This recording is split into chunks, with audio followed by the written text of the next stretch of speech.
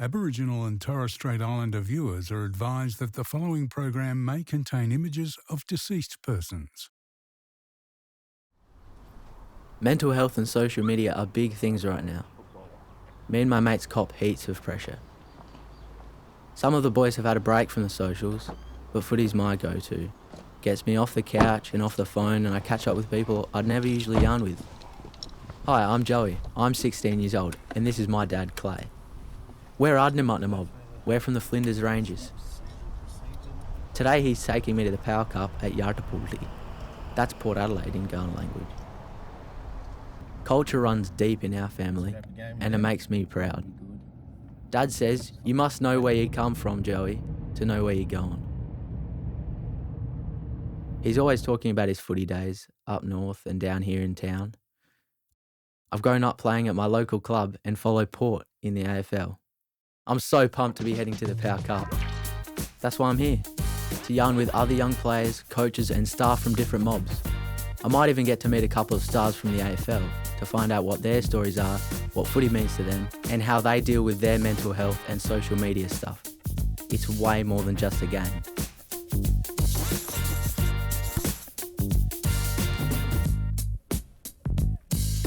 From Whatea up in the NT to the APY Lands out in the desert to Vulkathuna in the Gammon Ranges and all the way down to Yardapulti. For 4 days there's over 800 First Nations kids here. All of us are connecting through footy.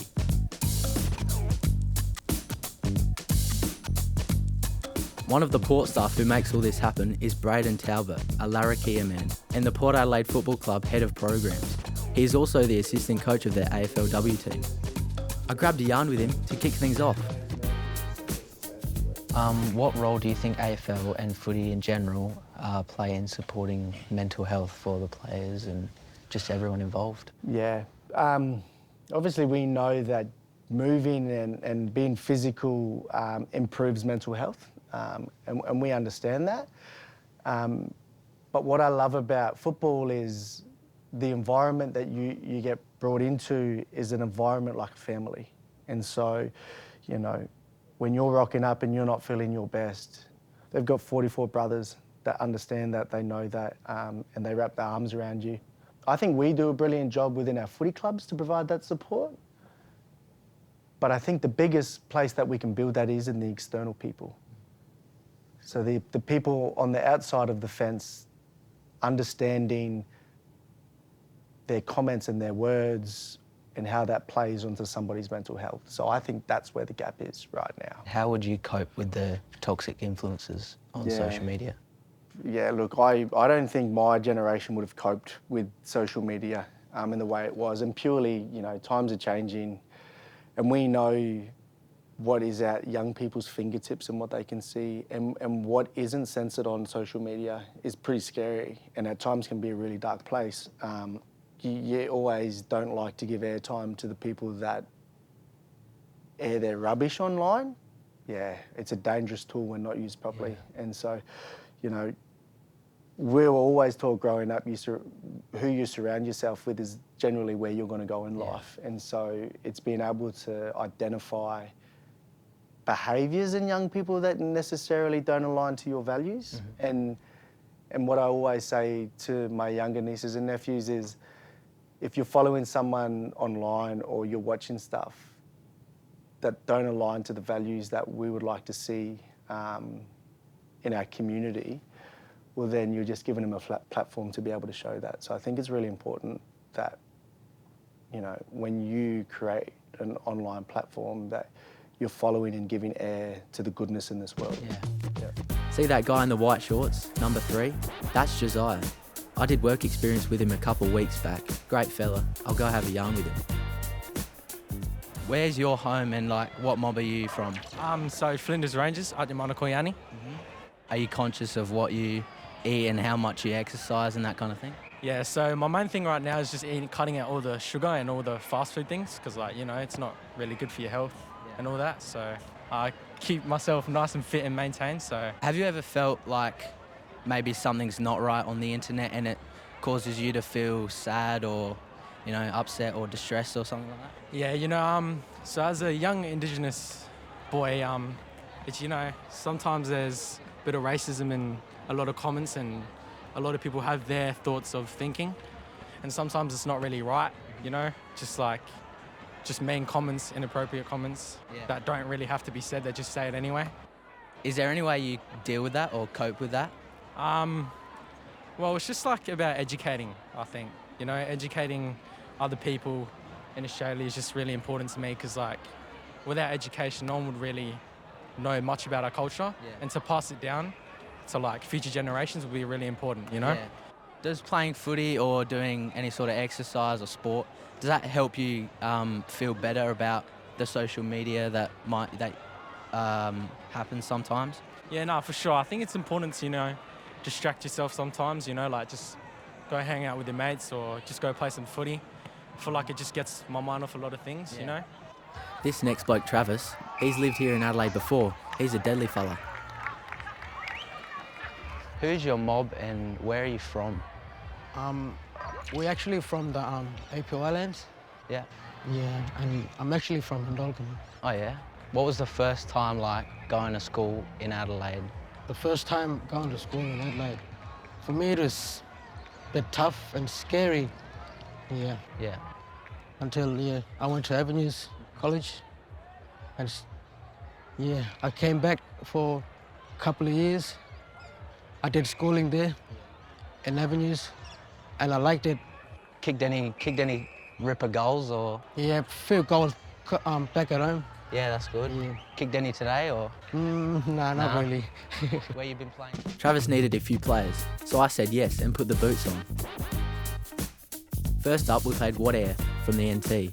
These fellas were a long way from home.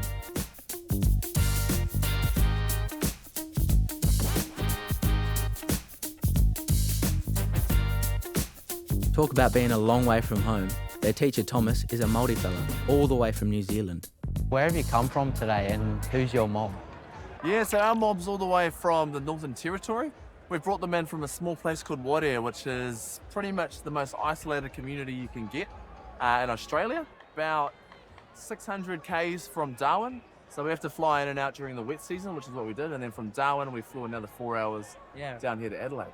How do you think AFL contributes to the mental health of young kids? Or Yeah, it contributes massively to it. In New Zealand, we have this concept that we use to describe well-being called hauora.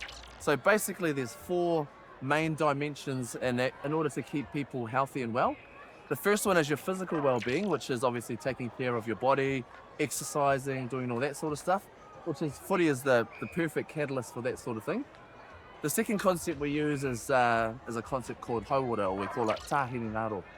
And your mental health is connected to your physical well-being. So when you're exercising, you get those rush of endorphins, it improves your mental health.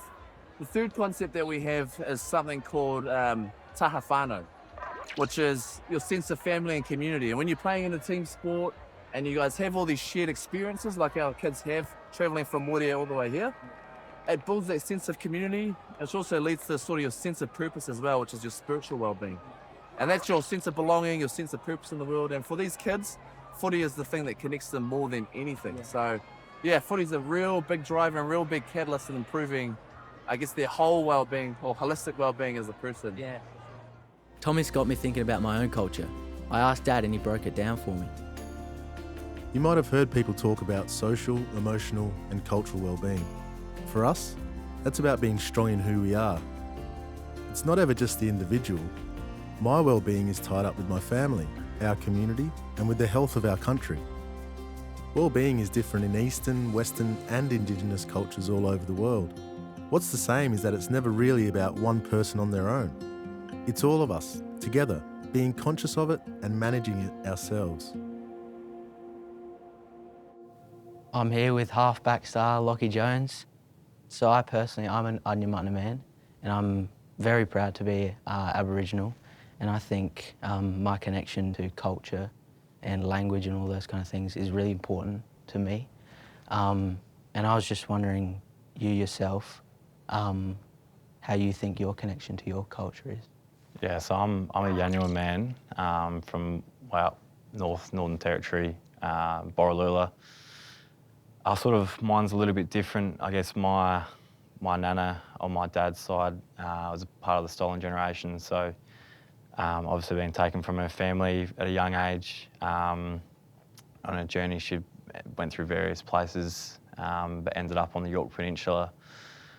I wasn't necessarily surrounded by my blood family on my original side. I was lucky enough in my second year here to design the Indigenous Guernsey for Sir Doug Nicholls round. It was a really powerful time of my life to get that understanding, and something I'll cherish forever. So, and it's nice to say that I've designed a Port Adelaide Guernsey. Being a Port Adelaide supporter growing up, as a kid, collecting the Guernseys was always a big thing for me to say. So, to be involved in that and show off my journey has been huge. So,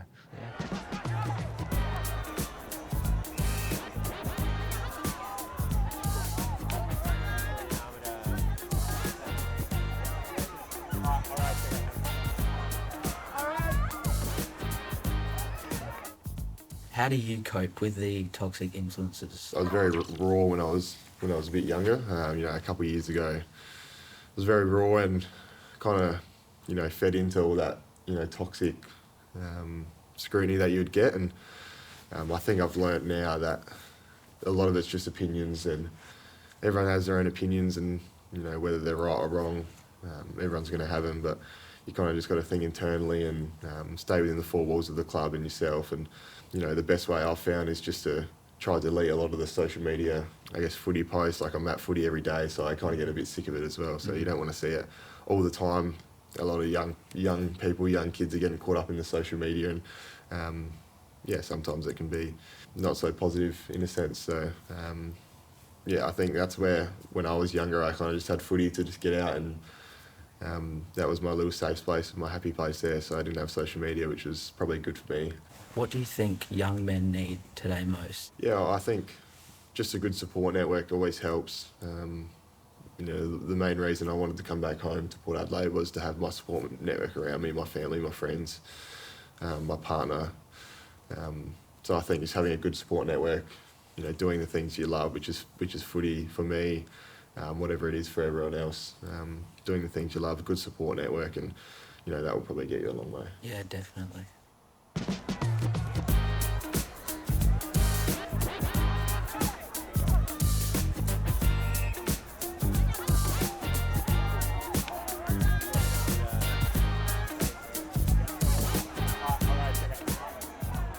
And I'm here with Josh Carr today. Thanks for the interview, buddy. How do you cope with toxic influences when it comes along? I think the best way, or the best advice that I'd have for young people is probably not to ignore it. It's to be able to separate the good and the bad, and understand if you go diving into the bad stuff, you're only going to find more bad. So it's important that when you do open up the screen, that don't go digging into those negative comments. Just dig into the good stuff, and dig into the stuff that makes you feel good about yourself. And if it's something that doesn't make you feel good, then move on and ignore it.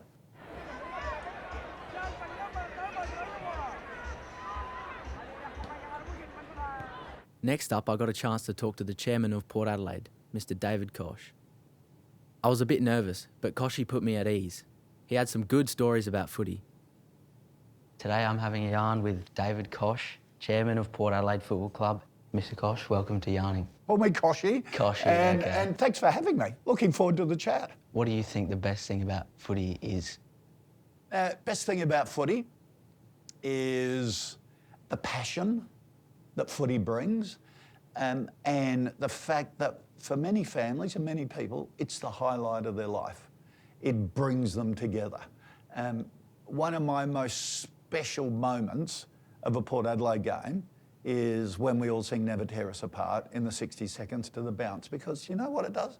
It actually says, hey, it doesn't matter who you are, what you do, whether you're rich or poor, you're part of this really special community. And so for the next 3 hours, all of the worries of the world have gone away, and you're being supported as a group, as a community at Port Adelaide. It's like going to church. It's that feeling of belonging. yeah, it was so fun to connect with other kids from all around us. Joey, here's a challenge for you. Yeah. If you're up for it, I'm going to ask you Yeah. you a question now. Yeah. If you're up for it, our community team goes up to APY Lands and all those remote areas on a regular basis. Will you go with them? Yes. Good. Yes, Good. My wife has. She's volunteered and gone up, and she says it's the most amazing experience that you'll ever had. That sounds amazing. Good. All right, you're on. Perfect. Thank you. Thank you very much. I didn't have a team this year, but found something else, a reason to come back. From Wadair to Indulkina to Yardapulti, footy brought us all together. We played, we danced, and we yarned. I'll be back with my mates next year. We've got more than a game plan. We've got a way forward.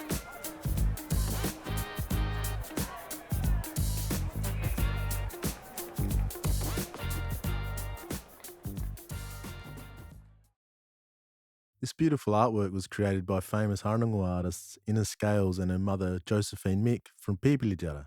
It depicts all the communities coming together to meet and play footy. I've known the Scales family for decades, and they've always been advocates for culture, family, and reconciliation.